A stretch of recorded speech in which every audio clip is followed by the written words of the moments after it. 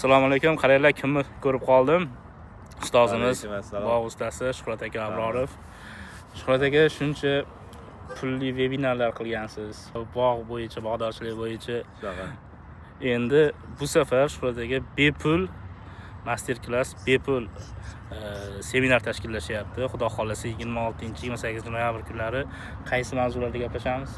Bog'larda, yangi bog'larda, intensiv bog'larda qanday qilib to'g'ri tashkil qilish va tezroq foydaga chiqish, ikkinchi yildan foydaga chiqishda asosiy sabablarni o'rganamiz.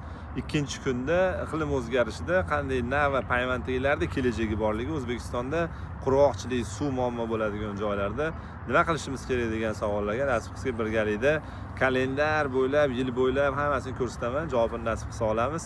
Rahmat Ixtiyor akam qo'llab-quvvatlagani uchun. 26-27 noyabr kunlari O'zekspo markazida xalqaro qishloq xo'jalik ko'rgazmasi bo'ladi. Bu seminar aynan mana shu ko'rgazma doirasida bo'ladi. Kirish mana shu Minor masjidining oldida, mana shu Anhor bo'yidan shundoq kirishlari mumkin.